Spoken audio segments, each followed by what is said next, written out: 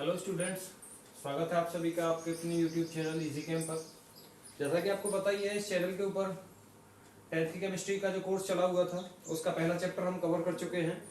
आज से इसका जो सेकंड चैप्टर है हमारा एसिड बेस और साल्ट, उसके बारे में हम इंट्रोडक्शन लेंगे, एक डीपली इंट्रोडक्शन, जिसमें लगभग 40% चैप्टर आपका कवर हो जाएगा एसिड से रिलेटेड, एसिड और बेस से रिलेटेड। तो अभी तक आपने अगर इस चैनल को सब्सक्राइब नहीं किया है तो चैनल को सब्सक्राइब करें, वीडियो को लाइक एंड शेयर जरूर करें। सबसे पहले हम बात करते हैं, देखिए एसिड क्या होते हैं, उसके बाद बात करेंगे बेस क्या होते हैं और लास्ट में हम साल्ट्स पर पहुंचेंगे। उसके बाद इंडिकेटर्स आते हैं, इसमें कुछ कंपाउंड्स हैं जिनके बारे में हमें डिटेल में पढ़ना है। तो सबसे पहले पढ़ना है हमें एसिड के बारे में। एसिड क्या होते हैं? एसिड होते हैं हमारे, इनको हम एसिड और बेस को हम दोनों को ही दो प्रॉपर्टीज के हिसाब से पढ़ेंगे। एक तो होगा आपका केमिकल प्रॉपर्टी के हिसाब से और दूसरा फिजिकल प्रॉपर्टी के हिसाब से। केमिकल प्रॉपर्टी के अगर हिसाब से अगर हम बात करें एसिड्स की, तो acids H positive ion release करते हैं ऑन डिसॉल्विंग इन वाटर। जब भी हम पानी के अंदर एसिड्स को मिक्स करेंगे तो आपके H पॉजिटिव आयन रिलीज होंगे, याद रखिएगा। बेस को जब भी वाटर के अंदर मिक्स किया जाएगा वो OH नेगेटिव आयन रिलीज करेगा। जब भी बेस को वाटर के अंदर डिसॉल्व किया जाएगा, वाटर के अंदर, पानी के अंदर घोला जाएगा बेस को, तो उस कंडीशन में वो OH नेगेटिव आयन रिलीज करेगा। दूसरी बात फिजिकल प्रॉपर्टी की।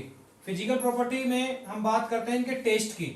अगर हम एसिड के टेस्ट की बात करें तो एसिड जो होते हैं नेचर में वो होते हैं श्योर, खट्टे होते हैं नेचर में। बेस की अगर हम बात करें तो बेस बिटर होते हैं। और इसी के साथ में एक प्रॉपर्टी और आती है बेस की, दीज आर सोपी ऑन टच। जब इनको हम टच करके देखते हैं, छूकर अगर इन्हें देखा जाता है तो इनसे ऐसा लगता है जैसे आप किसी साबुन को टच कर रहे हैं, सोपी फीलिंग आती है इससे। एक और प्रॉपर्टी है इसके अंदर, on litmus paper. Litmus paper वास्तव में है क्या? लिटमस पेपर एक इंडिकेटर है जिसके बारे में हम जब इंडिकेटर वाला पोर्शन करेंगे तब डिटेल में पढ़ेंगे, लेकिन फिलहाल आपको क्या याद रखना है, लिटमस पेपर जो होता है वो दो टाइप का होता है, एक रेड कलर का और एक ब्लू कलर का। दोनों का इफेक्ट एसिड और बेस का लिटमस पेपर पर इजीली देखने को मिलता है। क्या होता है, एसिड जो होते हैं वो ब्लू लिटमस को ब्लू टू रेड चेंज कर देते हैं, और बेस जो होते हैं वो रेड टू ब्लू।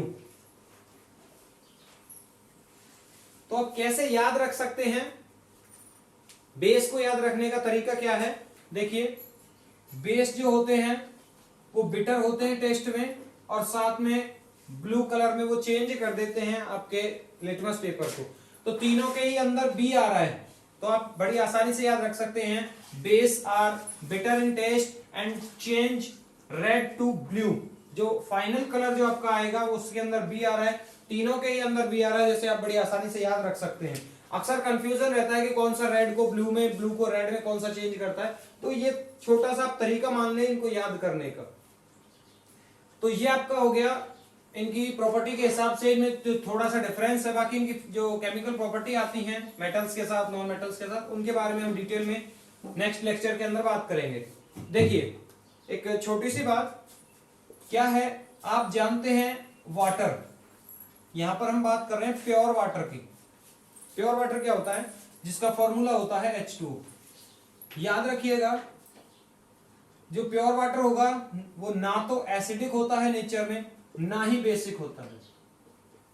हम केवल ये कह सकते हैं कि जो प्योर वाटर होगा वो नेचर में आपका न्यूट्रल होगा, वो ना तो एसिडिक प्रॉपर्टी दिखाएगा ना ही बेसिक प्रॉपर्टी दिखाएगा। कब दिखाएगा? अगर हम, अच्छा एक चीज और है, अगर वो एसिडिक प्रॉपर्टी भी दिखा रहा है, बेसिक प्रॉपर्टी भी, दोनों चीजें उनके अंदर सेम है, इसका मतलब हम ये कह सकते हैं उसके अंदर H पॉजिटिव आयन भी है, उसके अंदर OH नेगेटिव आयन भी है। दोनों ही चीजें उसके अंदर सेम अमाउंट में, सेम कंसंट्रेशन में पाई जा रही हैं, इसीलिए उसका जो नेचर है वो न्यूट्रल है। तो मान के चलिए हमने क्या किया, हमने वाटर के अंदर कोई सब्सटेंस मिलाया, कोई केमिकल ए मिलाया, और वहां से उसके अंदर H पॉजिटिव आयन की अमाउंट बढ़ जाती है। इंक्रीज हो जाती है। तो हम क्या कहेंगे कि जो सब्सटेंस हमने उसके अंदर ऐड किया था वो कैसा था नेचर में, वो था एसिडिक। ठीक है। ऐसे ही अगर वाटर के अंदर मिक्स करने पर कोई सब्सटेंस, कोई केमिकल हमने मिक्स किया और उसकी वजह से OH नेगेटिव आयन की कंसंट्रेशन जो थी वाटर के अंदर वो रेज हो गई, वो इंक्रीज हो गई, तो उस सिचुएशन में हम कहेंगे कि जो बी था हमारा वो बेसिक था नेचर में। ठीक है। चलिए, दो वर्ड ऐसे हैं, दो टर्म्स हैं जो अक्सर आपको हायर क्लासेस के अंदर भी और इस चैप्टर के अंदर भी अक्सर देखने को मिलेगी। क्या है वो? एक वर्ड होता है कंसंट्रेटेड और दूसरा वर्ड है आपका डाइल्यूट। कंसंट्रेटेड का मतलब होता है प्योर स्टेट। अगर किसी एसिड की आप प्योर स्टेट में बात करते हैं तो उसे बोला जाता है कंसंट्रेटेड स्टेट। कंसंट्रेटेड H2SO4 अगर कहीं लिखा हुआ है, मान के चलिए कहीं पर लिखा हुआ है कंसंट्रेटेड H2SO4, तो उसका मतलब क्या होगा? उसका मतलब होगा कि H2SO4 जो है वो प्योर स्टेट में प्रेजेंट है। ऐसे ही अगर कहीं पर डाइल्यूट लिखा हुआ है, डाइल्यूट आपको कुछ ऐसे लिखा हुआ मिलेगा, डाइल्यूट HNO3। डाइल्यूट HNO3 अगर कहीं लिखा हुआ है तो उसका मतलब क्या होगा कि इसके अंदर एडिशन ऑफ वाटर किया जा चुका है। तो डाइल्यूट का मतलब होता है वाटर का एडिशन करने के बाद जो सॉल्यूशन है, और कंसंट्रेटेड का मतलब होता है प्योर स्टेट। चलिए, अगर हम इनके एग्जांपल्स की बात करें, एसिड और बेस के, एसिड और बेस के अगर हम एग्जांपल की बात करते हैं तो एग्जांपल्स बहुत सारे हैं। एसिड हमारे HNO3 हो गया, HCl हो गया, H2SO4 हो गया, ये हमारे एसिड्स हो गए। ऐसे ही अगर बेस की हम बात करते हैं तो NaOH हो गया आपका कास्टिक सोडा, KOH हो गया कास्टिक पोटास। ऐसे ही अगर हम कहें MgOH ट्वाइस, तो ये आपके बेस की कैटेगरी में आते हैं। ठीक है। चलिए, याद रखिएगा जब भी एसिड को जब भी डाइल्यूट किया जाएगा तो हम एक चीज जानते हैं कि किसी भी कंसंट्रेटेड एसिड को अगर हमें डाइल्यूट करना है तो हमें क्या ऐड करना पड़ेगा? हमें उसके अंदर वाटर ऐड करना पड़ेगा। लेकिन हम कभी भी कंसंट्रेटेड एसिड के अंदर डायरेक्ट वाटर को ऐड नहीं करेंगे। हम क्या करेंगे? हम एक कंटेनर के अंदर एसिड लेंगे, कंटेनर के अंदर वाटर लिया जाएगा और उसके अंदर धीरे धीरे विद कांस्टेंट स्टीयरिंग, इसको लगातार स्टीयर करते रहना है, चलाते रहना है, घुमाते रहना है इसे, और धीरे धीरे इसके अंदर एसिड को हमें डालना है। अगर हम इसका उल्टा करते हैं, अगर हम एसिड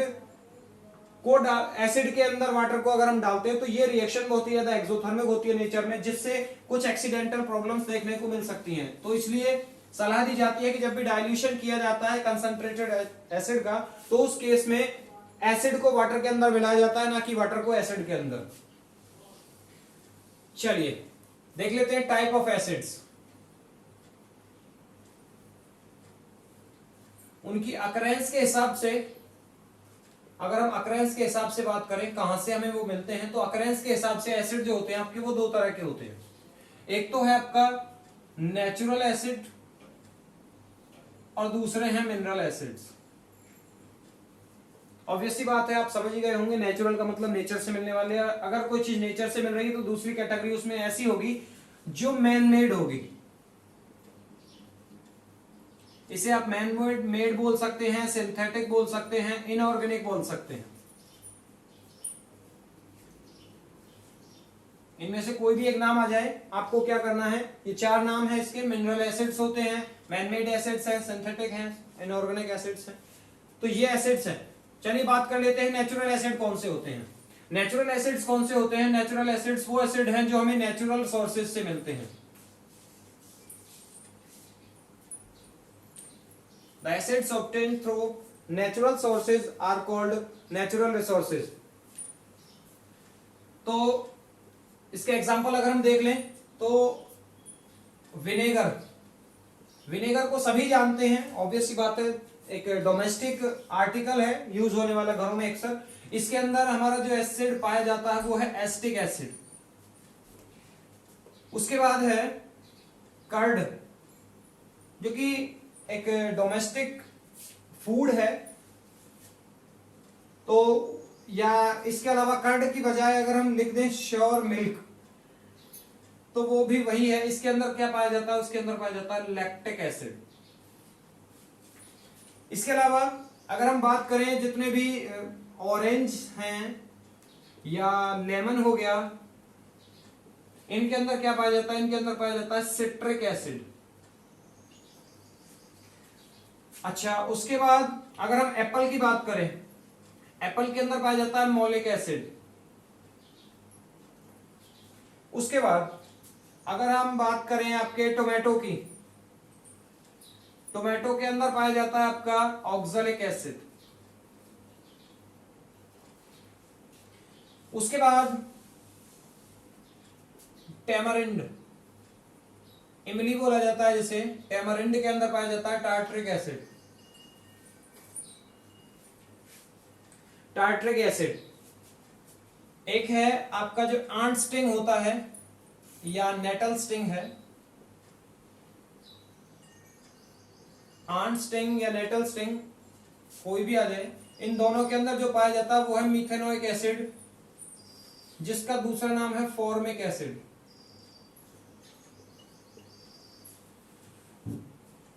ठीक है।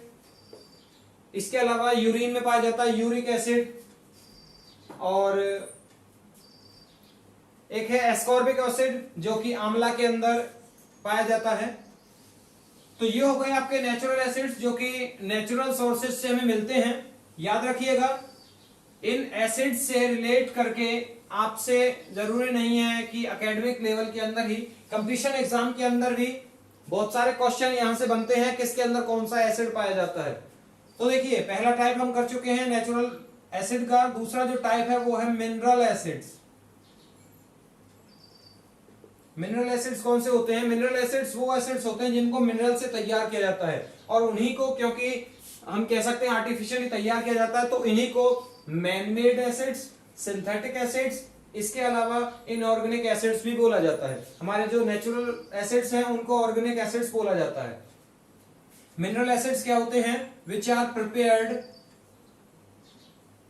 थ्रू मिनरल्स, जिनको मिनरल से तैयार किया जाता है उनको मिनरल एसिड्स कहा जाता है। इसका एग्जांपल अगर हम देखें तो HCl हो गया आपका, HNO3 हो गया, H2SO4 हो गया, H2CO3 हो गया, इसके अलावा H3PO4 हो गया। ये जो एसिड्स हैं आपके, ये एसिड्स कौन से हैं? These are mineral acids. तो आज की क्लास के अंदर हमने एसिड्स के बारे में, उनकी प्रॉपर्टीज के बारे में, बेस की प्रॉपर्टीज के बारे में आगे पढ़ा है। साथ में एसिड के जो टाइप होते हैं, चाहे वो नेचुरल एसिड्स हों चाहे मिनरल एसिड्स हों, उनके एग्जांपल हमने देखे। नेक्स्ट क्लास के अंदर हम बेस से रिलेट करके और इंडिकेटर्स के बारे में पढ़ेंगे, और जैसे हमारी नेक्स्ट क्लास आएंगी उनके अंदर हम इंडिकेटर्स के बारे में, कंपाउंड्स के बारे में, पीएच वैल्यू जो भी आती हैं आपकी, इन सभी के बारे में पूरा चैप्टर, इस पोर्शन का हम कवर करेंगे। तो फिर से एक बार, अगर आपने इस चैनल को सब्सक्राइब नहीं किया है तो चैनल को सब्सक्राइब करें, वीडियो को लाइक एंड शेयर जरूर करें। तब तक के लिए थैंक यू, गुड लक।